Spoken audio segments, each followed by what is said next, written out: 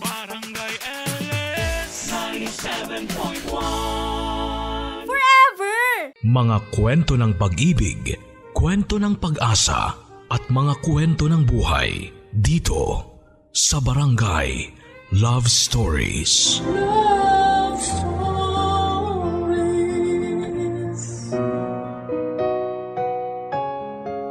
Ang sabi nila, ang lahat ng pagsubok na ibinibigay sa buhay ng tao ay may dahilan. Pero hanggang kailan mo kakayaning pasanin ang pagsubok na yon para lamang mahintay ang sagot sa tanong na ano nga ba ang dahilan para lumaban at patuloy na mabuhay? Dear Papa Dudut, isang magandang araw sa lahat ng mga kapuso at kabarangay na nakikinig ngayon sa inyong programa. Ako nga pala si Dexter, 36 years old at nagtatrabaho sa isang advertising company dito sa Mandaluyong. Sa totoo lang, ngayon pa lamang ay medyo naluluha na ako habang sinusulat ko ito. At sana ay may share ko ng maayos ang kwento namin ni Aubrey. Papadudot, bago pa lamang ako noon sa kumpanya bilang isang production artist nang makilala ko si Aubrey. Siya ang aming creative director. Sa unang beses pa lamang na pagkikita namin sa opisina niya para ipaalam sa akin ang mga dapat at hindi ko dapat gawin sa oras ng trabaho, ay aminado akong attracted na ako sa kanya. Maganda kasi talaga siya, Papadudot. Matangos ang ilong, makinis ang mukha at singkitin ang kanyang mga mata. Idagdag pa na maganda ang kutis niya at balingkinita ng kanyang katawan. At para mas lalo ninyong ma-imagine kung gaano siya kaganda, ay malaki ang pagkakahawig niya kay Miss Sanya Lopez. Kaya walang lalaki ang hindi hahanga sa unang beses na makita siya. Pero sa kabila ng napakagandang mukha ni Aubrey, ay ang pagiging mataray at suplada niya, Papadudot. Medyo perfectionist siya pagdating sa kanyang trabaho. At sa konting pagkakamali mo lamang ay ipaparamdam niya sa iyo na parang ikaw ang pinakabobong empleyado niya sa opisina. Minsan ko na kasing naranasan na masigawan niya nang nagkamali ako sa trabaho. At paglabas ko nga ng opisina niya, naabutan ko pa ang mga kasamahan ko sa trabaho na nagkakatuwaan at nagpupustahan kung hanggang kailan daw kaya ako tatagal bilang production artist ni Aubrey. Marami na raw kasi ang nag-resign dahil sa ugali niya. At akala ko rin na hindi ako tatagal sa trabaho ko. Pero hindi ko napansin na halos 1 taon na pala ako dito sa kumpanya. Papadudot, sa mga kaopisina ko rin nalaman na si Aubrey ang tipo ng babae na walang alam puntahan kung hindi bahay at trabaho lang. At kahit kailan daw kasi ay hindi siya sumama sa kahit na anong get together na para sa mga empleyado. Wala rin siyang kahit na sinong matatawag na kaibigan o close man lang sa opisina. Siguro nga kasi ay masyado siyang mataray. Siya yung tipo ng boss na kahit konting pagkakamali lang ng isang empleyado ay parang magugunaw na ang mundo sa galit. Huy Lily, thank you dito sa regalo ah. Kailangan ko talaga nito kasi wala na akong lalagyan ng mga sapatos sa bahay. You're welcome! O ikaw naman Dexter, sino nabunot mo sa exchange gift natin? Ikaw na lang ang hindi pa nagbibigay ng regalo ah. Ay, wala siya dito eh. Paanong wala? Halos lahat naman tayong creative team. Nandito na sa pantry. Nauna na nga lang kumain yung iba. Except for Dragonessa Queen! Oo nga no? Sanay na kasi akong hindi siya nakikita every mini Christmas party natin at exchange gift. Counted nga pala siya. Oo, counted siya. Ako pa nga ang nabunot niya eh. Nakita ko na lang kanina na may regalo sa table ko. Kaya palang aga niyang pumasok kanina. Ayaw niya siguro may makakita sa kanya na naglalagay ng regalo sa table mo. Siguro nga. Kasi ako yung pinakauna sa atin pumasok pero pagdating ko kanina, nasa table na siya ng office niya. So paano ba yan, Dexter? Mukhang kakailanganin mo talagang pumasok sa isang nag-aapoy na kuweba para maibigay ang regalo mo sa kanya. Ay, dali mo na rin tong pagkain niya. Pinagtabi na namin siya kasi alam namin na hindi siya pupunta dito sa pantry para makipag-celebrate. Bakit naman? Dahil ba sa religion niya? Hindi no? Alam mo yan si Dragonesa? Sa ilang taon namin nagpapasko dito sa opisina, kahit kailan, hindi pa nakipag-celebrate sa amin. Paano makikiselebrate? Subsub nga sa trabaho. Lunch break nga niya, hindi siya lumalabas ng opisina niya. Kasi nga, mas gusto niya mag-amoy kuweba siya kaysa makibonding sa atin. Nako, good luck sa'yo Dexter kung paano mo ibibigay yung regalo mo sa kanya. Masama pa naman ang ugali nun. Kaya baka tarayan ka lang niya kapag inabot mo na yan. Ikaw talaga, Nolan. Kung ano-ano na naman ang sinasabi mo tungkol kay Miss Aubrey. Mabait naman yung tao. Strikto nga lang pagdating sa trabaho. At iba ang istrikto sa masama ang ugali. Pero na rin yun. Niwala nga siyang pakialam sa mga kasama niya sa trabaho eh. Sinabi mo pa. Naalala ko tuloy nung nagkasakit ang anak ko, tapos 1 linggo akong absent. Hindi nga niya ako binigyan ng suspension dahil sa absent ko. Pero hindi niya rin in-approve ang mga emergency leave request ko. Ilang araw tuloy akong walang sinweldo nang dahil sa kanya. Pero diba in-explain naman ni Miss Aubrey kung bakit hindi na-approve ang mga leave request mo? Dahil wala kang nasubmit na medical documents that time. Required kaya yun para sa mga nagli-leave. Kahit na, no? Yung ibang manager nga ina-approve yun. Siya lang talagang hindi pumapayag. Sa tingin ko, sumusunod lang naman si Miss Aubrey sa policy ng opisina natin. Perfectionist nga kasi sa trabaho si Miss Aubrey. Kaya ayaw niya nang may nagkakamali. Mas lalong ayaw niya sa mga empleyado na hindi sumusunod sa policy niya at ng opisina na to. Saka pwede ba, iwasan na natin ang pagsasalita ng negative sa kanya. Hindi pa naman natin siya kilala talaga para husgahan natin yung buong pagkatao niya.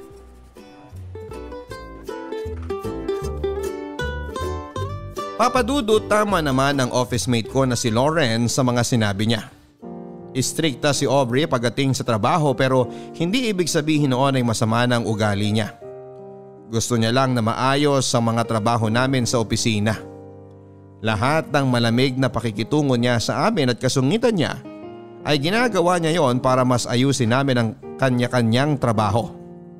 Isa pa ay hindi naman talaga namin siya kilala para husgahan sa kung sino talaga siya. Papadudot natapos ang mini Christmas celebration na walang Aubrey na dumating para makijoin sa amin. Ang sabi ni Lauren ay normal na raw yon. Mas magugulat pa raw sila kapag bigla na lang sumulpot at nakikain si Aubrey. Kagaya ng dati ay nakakulong lamang siya buong maghapon sa opisina niya. Ni hindi ko siya nakitang lumabas para kumuha ng pagkain o inumin. Medyo pinoproblema ko tuloy kung paano ko ibibigay sa kanya ang regalo ko at ang ibinili na pagkain sa akin na para sa kanya. Sa totoo lang, Papa Dudut, ay natuwa ako ng pangalan niyang nabunot ko para sa exchange gift namin. Kahit noong una ay napapaisip na kagad ako sa kung ano kayang regalo ang ibibigay ko sa kanya at kung paano ko yon iaabot. Pero mas nangibabaw pa rin ang tuwa dahil magkakaroon ako ng dahilan para makausap siya ng hindi related sa trabaho. Sa totoo lang, para kasing ang hirap niya kasing lapitan at kausapin. Lalo na kung hindi trabaho ang pag-uusapan. Kaya naman magkahalong kaba at excitement ang naramdaman ko habang inaabangan ko siyang lumabas ng opisina niya. Kaya lang nang ma-imagine ko na baka tama si Nolan at tarayan niya lang ako kapag binigay ko sa kanyang regalo, ay nag-decide akong ilagay na lang yon ng palihim sa opisina niya.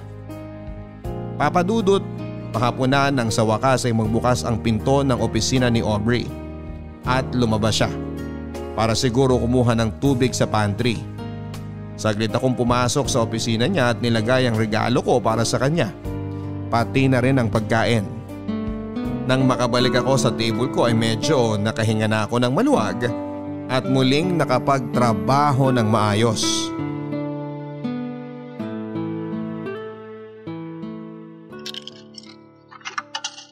Grabe, ang lamig sa loob. Buti na lang coffee break ko na.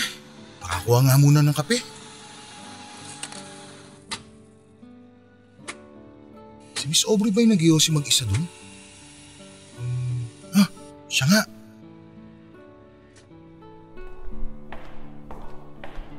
Miss Aubrey, gusto mo ng kape? Hindi, okay lang. Salamat. Ikaw, Yossi, gusto mo? Meron pa akong extra. Hindi po kasi ako nagsisigarilyo eh. Magkakape lang po talaga ako kasi sobrang lamig po doon sa loob ng opisina. Pwede ba wag mo na nga akong pinupo? Mas matanda ka pa kaysa sa akin. Okay, sige. Break time mo ba? Tapos ka na sa trabaho mo sa loob? Oo, hinihintay ko lang yung ipapasa na bagong theme sa akin ni Lauren para sa next project natin. Gagawin ko na rin kagad yung cover design mamaya para makita mo. Buti naman, para hindi tayo palagi naghahabol sa deadline. Ayoko kasi talaga na natatambakan ng trabaho. Sabi nga nila sa loob, 2 weeks ahead daw sila palagi sa deadline na binibigay ng mga client natin. Hindi ko kasi gusto na nasasanay silang pumipetiks-petiks kahit may mga bagay na dapat pang trabahuhin at tapusin. Sa bagay, mas okay naman talaga yun para hindi tayo napipressure palagi sa deadline. Salamat nga pala dun sa regalo mo. Wala yun. Saan mo pala nabili yun? Tsaka, paano mo nasigurado na wala pa akong kopya nun? Alam mo kasi, ilang taong ko nang hinahanap yung librong yun eh. Nakita ko kasi yung bookshelf mo sa office at yung collection mo ng mga libro. Pareho kasi kayo ng collection ng tita ko eh. Kaya napansin ko na parang kulang ka ng isang title ng book na yon. Talaga? Mahilig din siya magbasa ng novel? Oo, lalo na ng mga romance novel. Actually, kung mapapansin mo nga, medyo luma na yung binigay ko. Hiningi ko lang kasi yun sa kanya. Kaya dinagdagan ko na lang ng imported na tsokolate yung regalo ko sa'yo. Okay lang. Ako nga sobrang hirap na hirap talaga akong hanapin yun eh kasi laging out of stock. Ilang beses na ako nag-request sa mga bookstore pero wala pa rin. Kahit nga sa mga international online shop, hindi siya available. Buti pala yun talagang naisip kong iregalo. Sa totoo lang medyo nahirapan ako maghanap na ibibigay sa'yo kasi parang halos lahat meron ka na eh. Hindi, ano ka ba? Anyway, thank you ulit Don. Na-appreciate ko yung pagiging observant mo sa loob ng opisina ko. Walang anuman. Alam mo, mag-iisang taon na ako dito sa kumpanya pero parang ngayon lang kita nakita ngumiti ng ganyan. Bagay pala talaga sa'yo. Ano bang sinasabi mo dyan? O sige na, babalik na ako sa loob. Huwag ka na magtatagal dyan ha, marami pa tayong trabaho.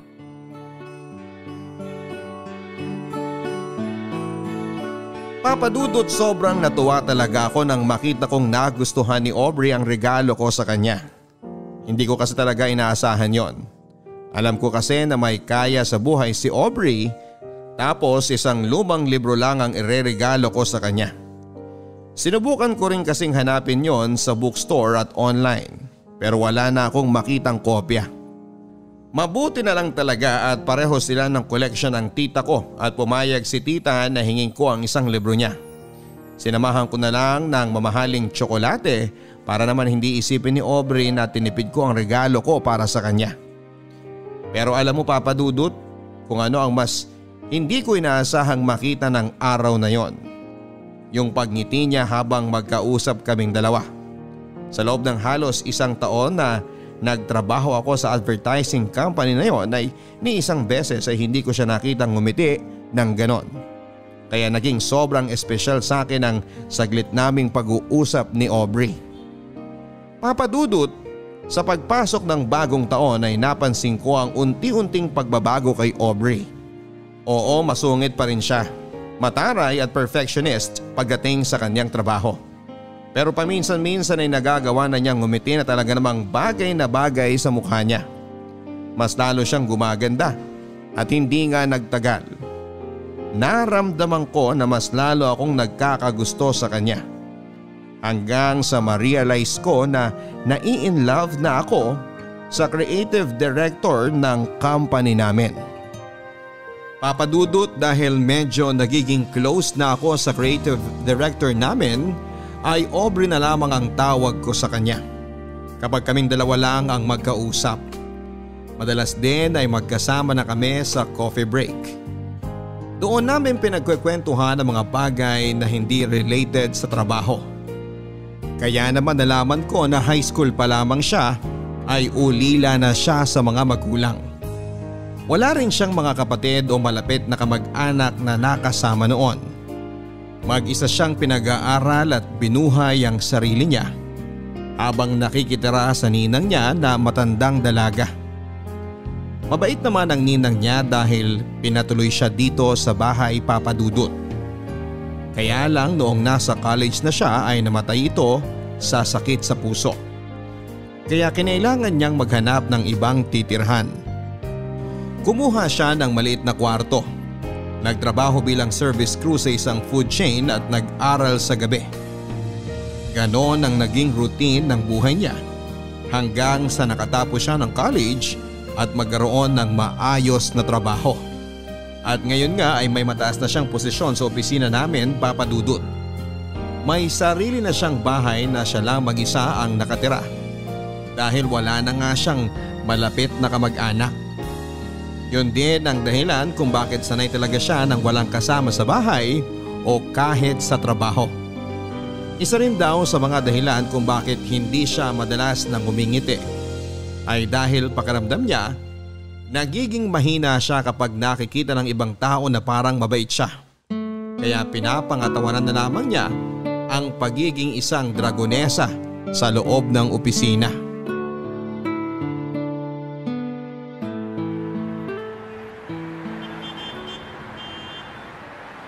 Ano ba yan? Wala pa rin tumitigil na taxi. Mukhang tama nga si Mr. Torres. Sobrang traffic na ngayon. Kaya pala siya nagmamadaling umalis pagkatapos ng dinner meeting natin kanina eh. Okay lang naman na matraffic basta may taxi. Kanina pa tayo dito hanggang ngayon wala pa rin pumapansin sa atin ng mga taxi driver. Ay, ang sakit na nga ng mga binti at paa ko dahil dito sa sapatos ko eh. Ganito na lang. Isang jeep lang yung bahay ng tita ko mula dito. Gusto mo, magpalipas muna tayo ng oras doon? Actually, reunion kasi namin ngayon. Ako lang yung absent sa aming magpipinsan. Ha? Bakit hindi mo sinabi na may kailangan ka palang puntahan? Sana ako na lang ang nakipag-meet kay Mr. Torres kanina. Okay lang. Ayoko naman na mag-isa ka lang humarap sa kanya kaya nagpumilit na rin ako sumama. Saka, maaga ako nagsabi sa kanila na hindi mo na ako makakapunta. Nandun naman yung parents at kapatid ko eh. Kung ganyan na may mga personal ka na lakad, pwede naman magsabi ka para hindi na kita naaabala. Hindi naman kasi ikaw ang dapat nakasama ko ngayon pero nag-extend ka pa ng oras para sa meeting na to. Ay, konti na lang talaga. Ipapasa ko na sa iyo ang korona ng pagiging overtime queen ko sa opisina. Wala pa rin namang tatalo sa'yo. Saka sabi mo nga diba, dapat tinatapos muna ang trabaho bago pumetics. Pero hindi na nga to parte ng trabaho mo at dapat kanina ka pa nakauwi. Trabaho ko na to tsaka ni Nolan. Bakit kasi ngayon pa siya umabsent kung kailan may meeting kami? If I know may hangover lang siya, how irresponsible. Oh, kumukunot na naman yung noo mo. Tama na nga yan. Pagsasamahin mo pa ang bad trip mo sa kanya at dito sa traffic ngayon. Pero ayun nga, gusto mo bang sumama muna sa bahay ng tita ko ngayon? Malapit lang yun, promise. Ay, hindi na. Okay lang ako dito.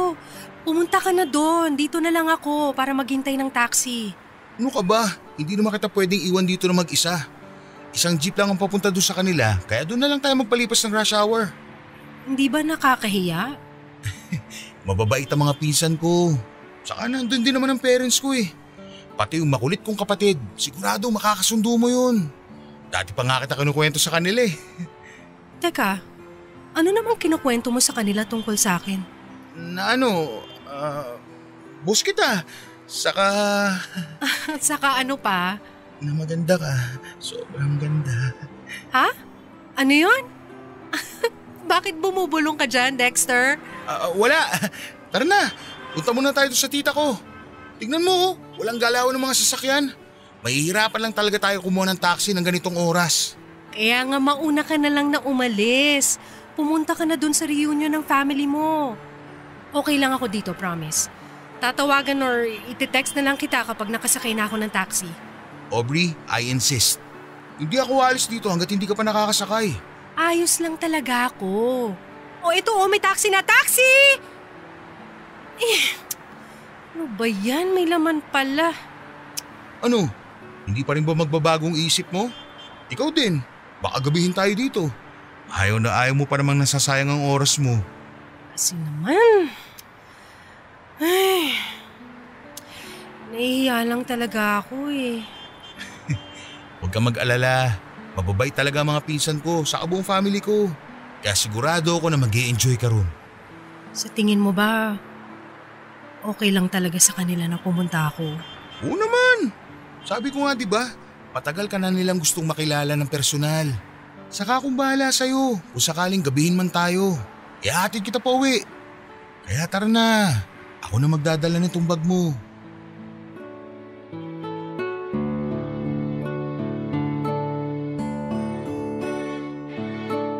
Papadudot na convince ko si Aubrey na sumama sa family reunion sa bahay ni na tita.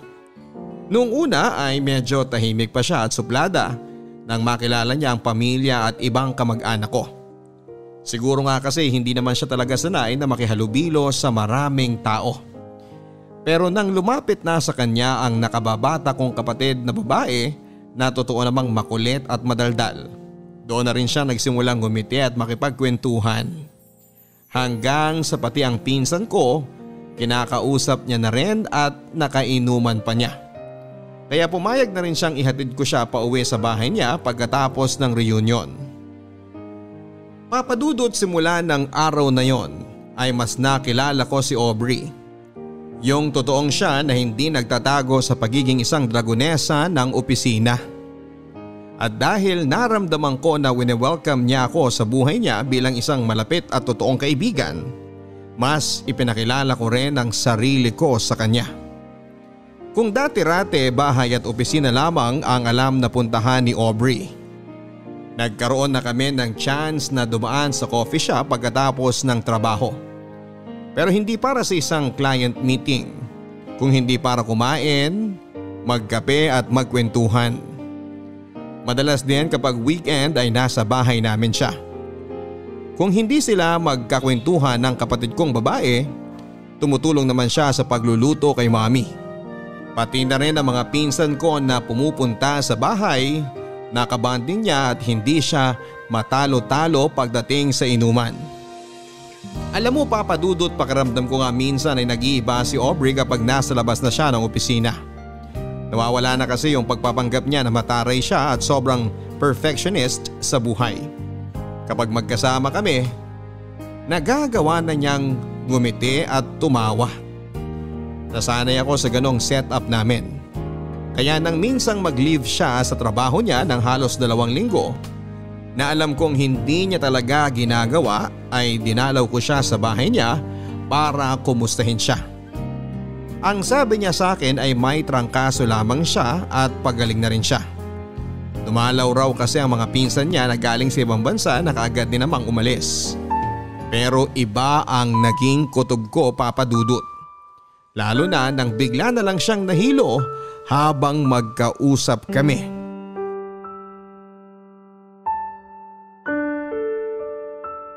May hindi ka ba sinasabi sa akin, Aubrey? Siyempre wala. Ano namang itatago ko sa'yo? Ilang linggo ka nang wala sa opisina. Akala ko nga may trangkaso ka o sadyang masama lang ang pakiramdam mo. Kaya hindi mo nasasagot ang mga tawag ko. Sinabi ko naman na kaninang dahilan, di ba? Nagkaroon ako ng bisita dito, umuwi yung mga pinsan ko, at bigla akong tinrangkaso pagkatapos nilang umalis. Ilang beses ko bang kailangan ulitin sa'yo yun? Pero sinabi mo rin sa akin noon na halos wala ka ng kamag-anak na malapit sa'yo. Wala ka nang nakakausap sa kanila. Bakit biglang may mga pinsan ka na darating tapos magagawa pang makitulog dito sa inyo? Hindi ba talaga pwede mangyari yon? Wala ba talagang tao na pwede maging concern sa akin at gusto ako makasama? Hindi naman sa ganun. Kasi kung may totoong tao nag-aalala sa'yo, ako yun. Magtapat ka nga sa akin. May sakit ka ba? Ano bang sinasabi mo? Pwede ba? Itigil na nga natin to pag-uusap na to. Wala akong sakit at wala akong tinatago sa'yo. Bakit ba kasi ang dami mong tanong? Concerned lang ako. Kasi syempre kaibigan mo na ako. Kaya nag-aalala ako sa'yo. Pero wala nga kasi akong tinatago. At wala rin akong dapat sabihin sa'yo. Tsaka sino ka ba? Sino ka ba sa buhay ko para mag-usisa ng kung ano-ano sa akin? Alam kong nasanay ka ng mag-isa. Walang sinasabi ng problema mo o nararamdaman mo. Pero inuulit ko, kaibigan mo ako. Alam mong handa ako makinig kahit ano pa yan. Umuwi ka na lang kaya. Kung ano-anong iniisip at napapansin mo eh. Dahil sigurado ako na may dapat akong malaman. Aubrey, ano ba? Pati ba naman sa akin magtatago ka pa? May ovarian cancer ako. At alam ko na may taning na ang buhay ko. Okay na ba? Masaya ka na sa nalaman mo? Pwede ka na bang umalis? Kailan pa? Bakit mo lang sinasabi sa akin to? Dahil hindi naman kailangan. Kaya ko to mag-isa eh. Sanay naman ako na mag-isa eh. Pero pwede mo namang hindi kayanin mag-isa. Kaya nga nandito ako eh.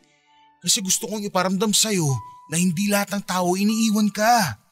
Meron pa rin nag-aalala at totoong nagmamalasakit sa'yo. Na hindi ko nga kailangan.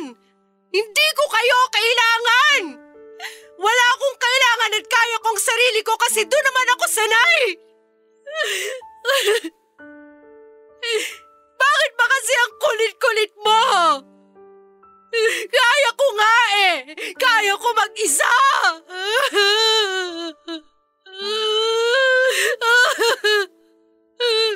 Kaya ko. Tama na. Huwag ka nang umiyak. Hindi ka na ulit mag-iisa. Sasamahan kita. I'm sorry. Ang totoo, nung araw na nalaman kong may cancer ako, gusto talaga kita tawagan nun.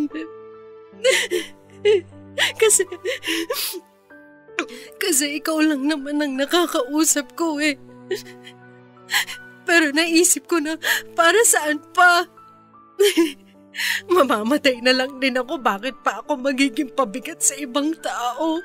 Hindi ka naman ibang tao sa akin eh. Pero ayoko pa rin maging pabigat sa'yo. Tsaka ilang taon na ako nabubuhay na mag-isa. Anong bago kung mamatay na lang din ako na nag-iisa? Hindi. Hindi ka mamamatay. At hindi ka na rin mag-iisa. Sasamahan kita. Sasamahan ka ng pamilya ko. Lalaban tayo. At mabubuhay ka pa ng mas matagal.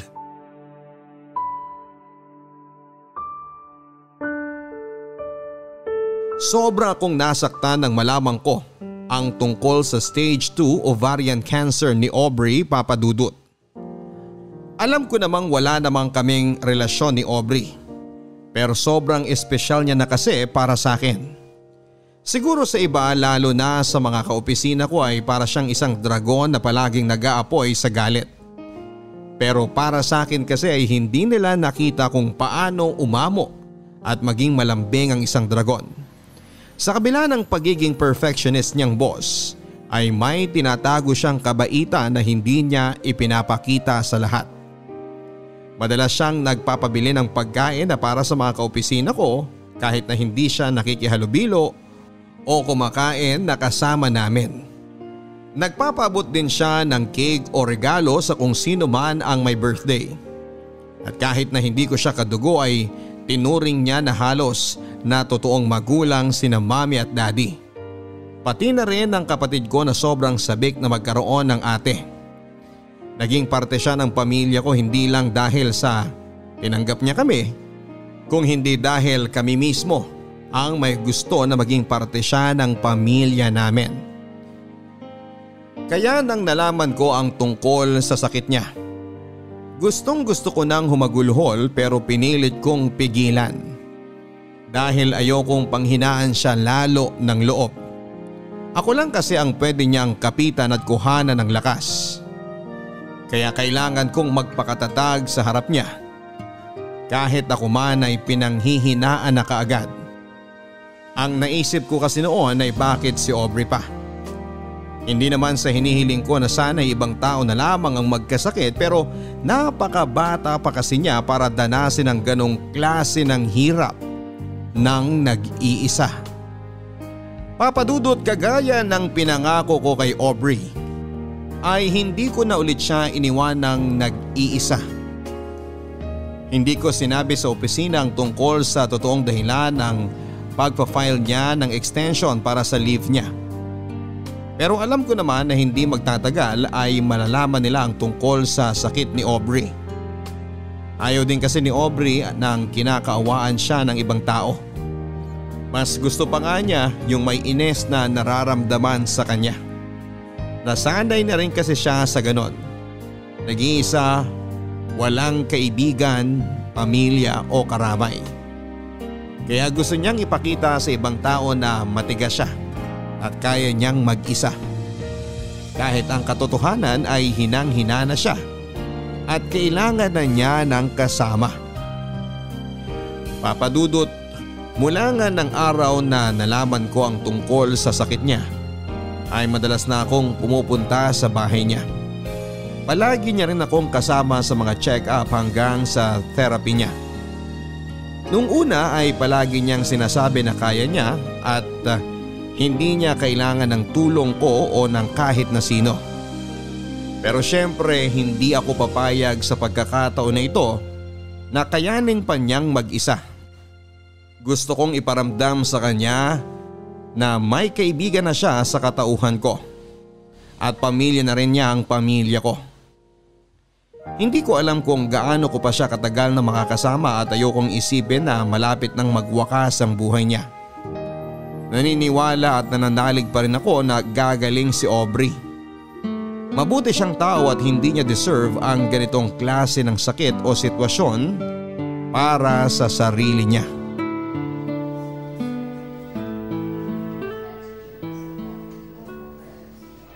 Aubrey, sandali na lang to. 3 pasyente na lang at maaasikaso na tayo ng nurse. Mabuti naman kung ganon. Grabe no? Ang daming tao ngayon dito sa ospital kumpara nung isang araw. Oo nga eh, medyo mainit tuloy. Kamusta na pala ang pakiramdam mo? Hindi ka na ba nahihilo? Mas okay na ako ngayon kaysa kanina bago tayo umalis ng bahay. Na halos hindi na ako makatayo. Mabuti naman, pero huwag ka mag-alala. Kapag naasikaso na tayo ng nurse, makakakuha na tayo ng kwarto mo dito sa ospital. Ako na lang ang babalik sa bahay mo mamayang hapon para kunin ang iba mong panggamit. Pwede naman kasing sa bahay na lang ako eh. Aubrey, kapag nag-start ng therapy mo, hindi naman pwedeng napapagod ka sa biyahe. Kaya ayos na rin to. Hindi naman ako napapagod. Hindi ko lang talaga maiwasan ng mahilo paminsan-minsan. Ang totoo nga niyan, ikaw ang iniisip ko. Bakit naman ako? Lakas-lakas ko. Kasi sinasamahan mo pa ako dito sa ospital bago ka pumasok sa opisina. Lagi ka na lang tuloy nag-half day tapos wala ka na halos matinong tulog at pahinga. Mas malalim na nga yung eye bags mo kaysa sa akin, no? Wala yun. Alam mo namang sanay ako sa puyatan. Dati kaya akong call center agent. Kaya kung puyat at pagod lang din, kayang-kaya ko yun. Saka nakalive naman ako ngayon. Ayun na nga eh. Naubos na ang leave credits mo nang dahil sa akin. At least nagamit ko, di ba? Alam mo namang hindi ako pala bakasyon. Kaya kung hindi ko gagamitin yun sa pagsama-sama sa'yo, malamang itulog ko lang yun. Baka nga pala pumunta si Mami mamaya para may kasama ka kapag umalis na ako para kunin ang ibang gamit mo sa bahay. Isa pa yan. Sa totoo lang, nahihiya na rin ako sa family mo. Pati sila naaabala ng dahil sa akin. Yung pagluluto ng mami mo ng mga pagkain na pwede ko lang kainin, tsaka yung pagdalo ng kapatid mo sa bahay para masamahan ako kapag nasa opisina ka. Lahat tuloy sila apektado ng sakit ko na to. Ayan ka na naman eh. Sabi ko naman sa'yo, di ba? Si Mami nagsuggest na ipagluto ka ng mga kakainin mo. Saka yung kapatid ko, enjoy na enjoy siya lagi makipagkwentuhan sa'yo. Siya pa nga nag-aalala na baka napapagod ka na raw sa kadaldalan niya eh. Kaya huwag ka na mag-isip ng kung ano-ano, okay? Ito kasi talaga yung ayoko eh. Minsan na nga lang ako mapalapit sa ibang tao. Nagiging pabigat pa ako. Kaya nga pinipilit ko na lang na ilayo ang sarili ko kasi ayokong dumating ang araw na… Shh! Tama na, Aubrey. Hindi ka na iba sa pamilya ko. Nakita mo naman kung paano ka nila tinanggap nung unang beses ka palang nilang nakilala, hindi ba? Kaya wag na wag mong iisipin na nagiging pabigat ka sa amin. Thank you, Dexter, ha? Thank you talaga sa inyong lahat.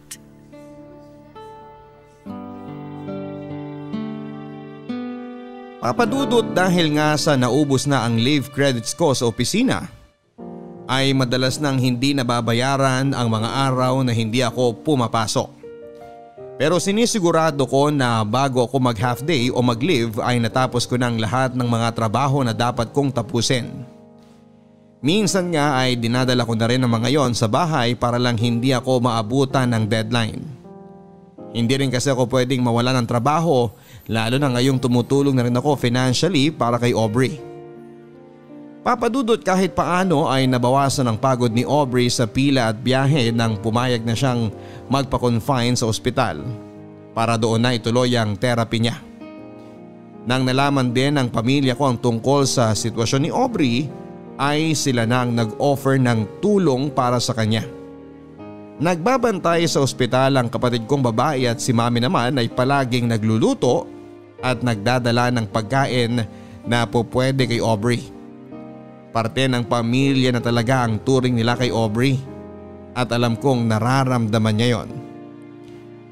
Papadudot na kwento rin kasi ni Aubrey sa akin dati na may mga alaala pa siya na kasama niya ang mga magulang niya at sobrang saya nila noon. At kapag daw nasa bahay namin siya noon at kausap niya si mami o ang mga kapatid ko ay ramdam niya na parang hindi na siya iba sa pamilya ko. Yun naman talaga ang gusto kong iparamdam sa kanya, Papa Dudut. Kaya nga natuwa na rin ako nang hindi na niya tanggihan ang tulong ng pamilya ko. Nasamahan siya sa ospital kapag nasa trabaho ako.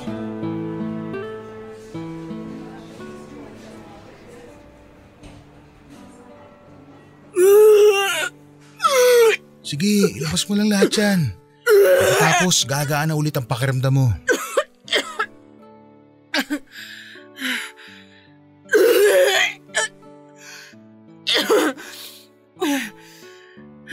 Ano? Okay ka na ba?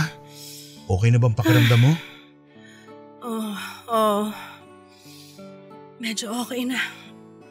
Sandali lang ha. Lilinisin ko lang to.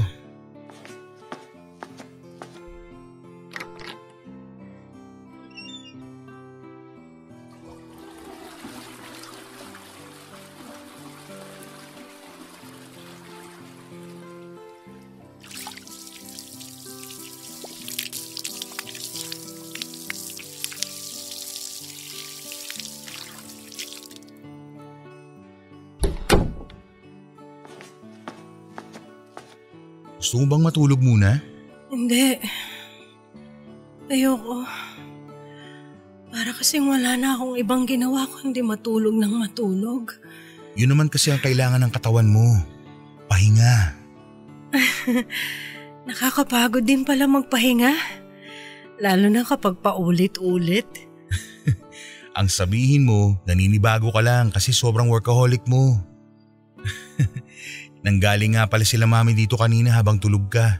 Dinalhan ka nila ng prutas. Talaga? Tatawagan ko na lang siguro sila mamaya para makapagpasalamat ako. Oo, siguradong matutuwa sila kapag narinig nila ang boses mo. May gusto ko bang kainin? Ipagbalat kita ng orange o mas gusto mo itong mansanas? Kahit yung orange na lang. Sige. Si tita nga pala dapat dadalaw din ng isang araw. Kaya lang nagkasakit si Lola kaya hindi natuloy. Pero lagi niyang sinasabing namimiss ka na raw niya. Yung mga pinsan ko naman nangungulit kung kailan ka raw ba ulit nila makakainuman. Ang sabi ko, magpalakas muna sila ng atay para matalo ka nila. Tapos Gusto ko nang umuwi. Hindi pa pwede, Aubrey. Kaya ko namang bumiyahe pa uwi pagkatapos ng chemotherapy. Pero mas mapapagod ka kapag nag-uwian tayo sa bahay mo. Nakaya ko naman dati, di ba? Mas maaalagaan ka ng mga nurse dito. Kaya kong alagaan ang sarili ko sa bahay. Alam ko naman na kung ano mga dapat kong gawin at hindi ko rin ginagawa ang lahat ng mga bawal. Ayoko lang talaga na magstay pa dito sa ospital. Ayoko na sa kwarto na to. Gusto mo ba ng bagong movies? O bagong books para malibang-libang ka? Pwede ko rin naman sabihan ng kapatid ko na kapag wala siyang pasok, dito na muna siya ulit. Pero baka ikaw naman ang mapagod sa kadaldalan niya. Hindi naman ako naiinip. Hindi rin ako nalulungkot. Pakiramdam ko lang talaga. Kung magtatagal pa ako dito sa kwarto, lalo akong manghihina. Ilang session na lang naman tayo dito.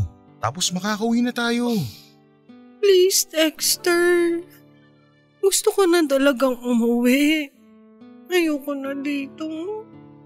Ayoko na ng amoy ospital, ng pagkain nila, na maramdaman na may sakit ako. Pero Aubrey… Sa bahay kasi kahit paano nakakakilos pa ako ng normal. Nararamdaman ko na wala akong nilalabanan na sakit. Kakayanin ko. Basta umuwi na tayo. Gusto ko nang umuwi. Ayoko na dito sa ospital. Ayoko nang maramdaman ng paulit-ulit na may sakit ako.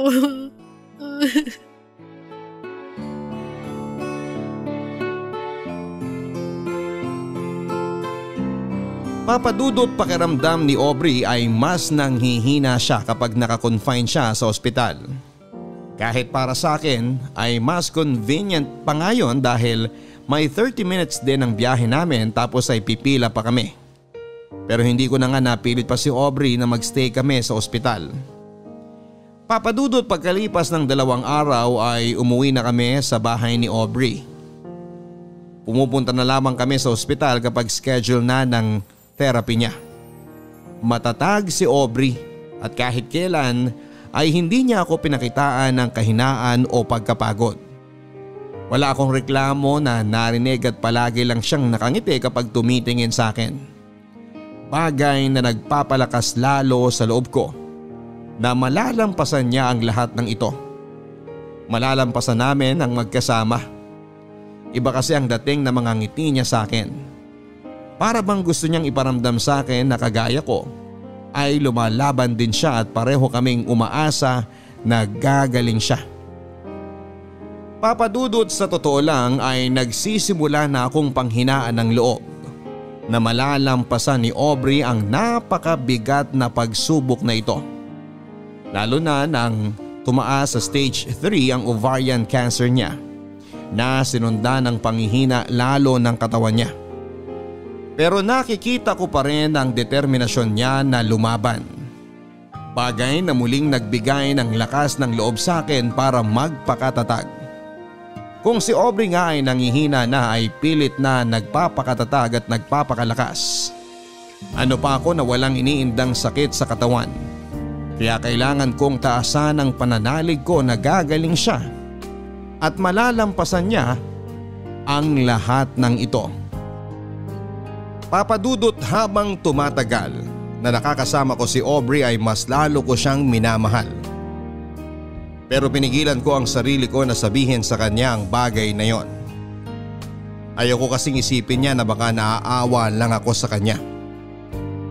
Kaya sa halip na marinig niya sa akin ang tungkol sa nararamdaman ko, ginawa ko na lamang ang lahat para maiparamdam sa kanya kung gaano ko siya kamahal.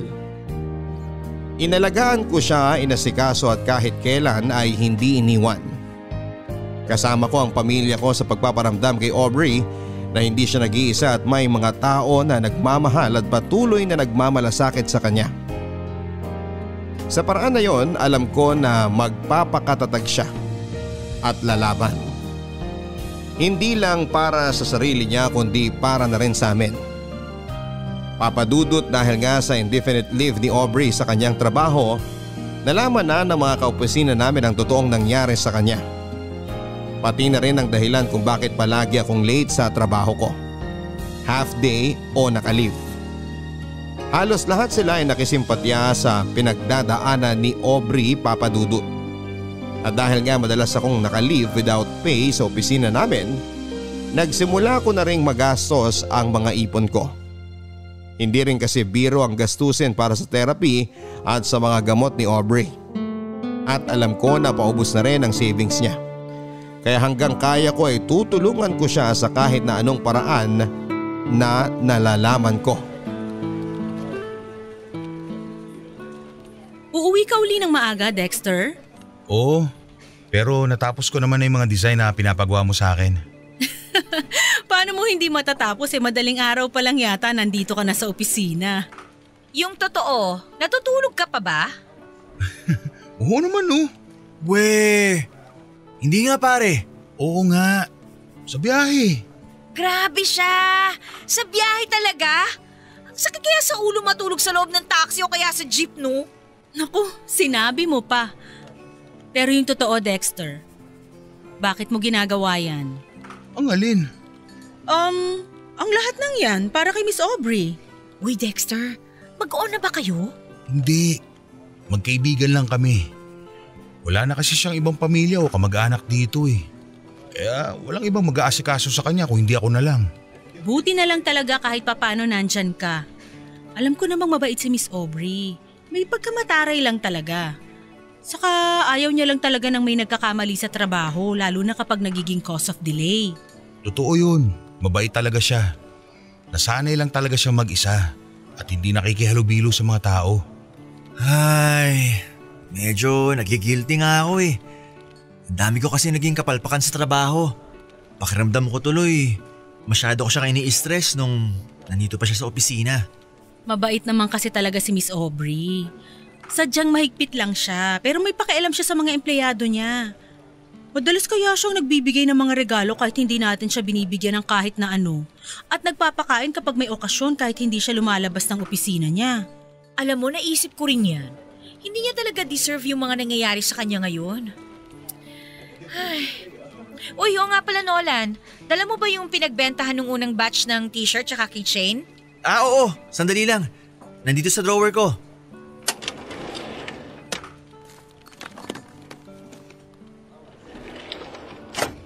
O pare, tanggapin mo to. Oh, para saan tong sobre ng pera? Konting tulong para kay Miss Aubrey. Nitong mga nakaraang buwan kasi, nag-isip kami kung paano kami makakatulong sa kanya. Sa inyong dalawa. At itong naisip naming paraan. Gumawa kami kasi ng fundraising dito sa office. Nagpagawa tsaka nagbenta kami ng mga t-shirt at tsaka keychains. Alam namin na medyo maliit na halaga pa lang yan kumpara sa gastusin niya ngayon. Pero sana makatulong. Malaking tulong na to para sa kanya. Yung pag-aalala niyo pa lang sa kanya at paggawa ng mga ganitong bagay. Sobra-sobra na kayong pasasalamatan ni Aubrey kapag nalaman niya to. Basta pare, kung may iba pa kayong kailangan ni Miss Aubrey na pwede namin maitulong, magsabi ka lang ha. Palaging kasama si Miss Aubrey sa mga dasal namin. Naniniwala kami na malalampasan niya ang lahat ng to. Salamat talaga sa inyo ah. Sobrang laking tulong nitong ginagawa niyo para sa kanya. Para lalong mapalakas ang loob niya. Huwag kayong mag-alala. Makakarating ang lahat ng tulong at mensahe niyo para kay Aubrey. Papadudot, hindi ko inaasahan ang ginawang pag-abot ng tulong ng mga kaopisina ko kay Aubrey. Alam ko naman na nagiging usap-usapan na si Aubrey sa trabaho dahil sa sakit niya. Pero hindi ko alam na gumawa na pala sila ng paraan para makatulong. Akala ko kasi ay wala talaga silang pakialam kay Aubrey. Dahil sa paniniwala nga ng mga ito na masama ang ugali niya. Pero heto sila at nagkaisa na gumawa ng fundraising para makapagbigay ng financial support.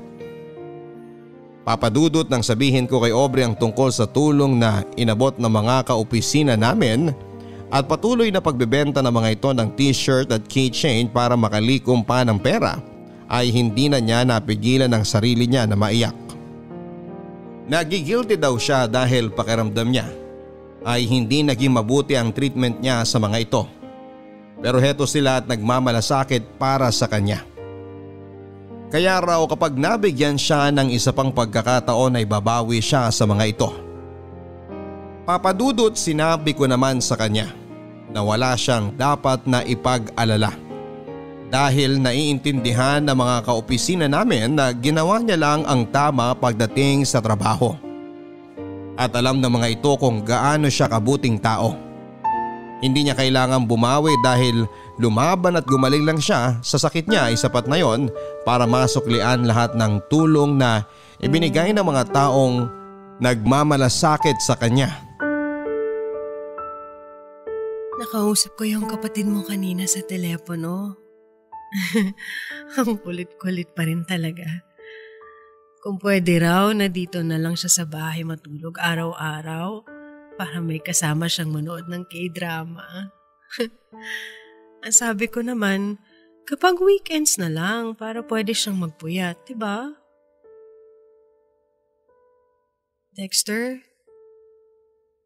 Okay ka lang? Naririnig mo ba ako? Ha? Oo, okay lang. Bakit naman hindi ako magiging okay?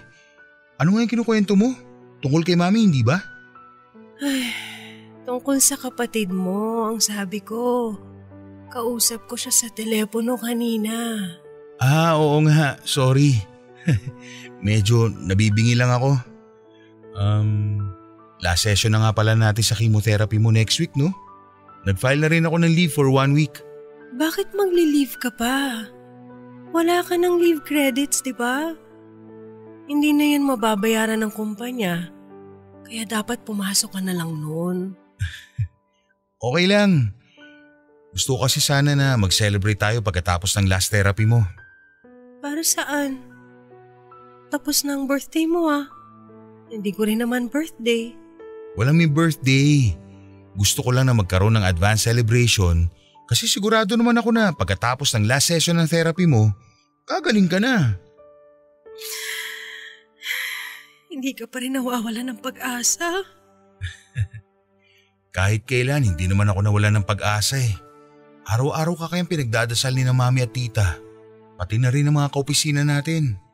Saka sinabi ko naman sa'yo, hindi ba? Kahit hindi ako nurse o doktor, alam ko nagagaling ka. Hindi ko na talaga alam kung paano ka papasasalamatan. Kayong lahat, lalo na ang pamilya mo. Buong buhay ko, hindi ko naisip na pwede ko pa palang maranasan to. Pwede pa pala akong magkaroon ng pamilya. Wala ka naman dapat na ipagpasalamat kasi ginusto naming lahat na gawin to. Parte ka na ng pamilya namin. Kaya lahat gagawin namin para sa'yo. Alam mo dati, takot na takot akong mamatay. Kasi hindi ko ma-imagine kung paano mamamatay ng nag-iisa. Walang pupunta sa burol ko. Walang makikiramay. Walang iiyak. Aubrey, hindi ka na nag-iisa ngayon. At hindi ka rin mamamatay. Ngayon hindi na ako takot. Pero handa na rin akong lumaban. Kasi honestly, nawala na ako ng pag-asa noon eh. Tinanggap ko na hanggang dito na lang talaga ako. May pag-asa pa tayo. Kakayanin natin to. Ay. Oo. Kakayanin ko pa. Dahil sa tuwing nakikita ko kayo ng pamilya mo, pakiramdam ko, nabubuo ulit ako. At sa tuwing hawak mo ang mga kamay ko kagaya ngayon, lumalakas ako. Kaya nga hindi ko nabibitawan itong mga kamay mo kahit kailan. Alam mo, kung pagbibigyan lang talaga ng Diyos na madugtungan pa ulit ang buhay ko, o kahit hanggang dito na lang talaga ako, magpapasalamat pa rin ako ng paulit-ulit sa Kanya kasi kahit sa kahuli-hulihang sandali ng buhay ko, naranasan ko pa rin kung paano maging parte ng isang masayang pamilya. Basta lalaban pa rin tayo ha. Walang susuko sa atin. Sasamahan kita kahit na anong mangyari. Hinding-hindi ka nabibitiwan ng mga kamay ko. Oo, lalaban ako. Lalaban ako para sa'yo. Para makasama ko pa kayo ng mas matagal.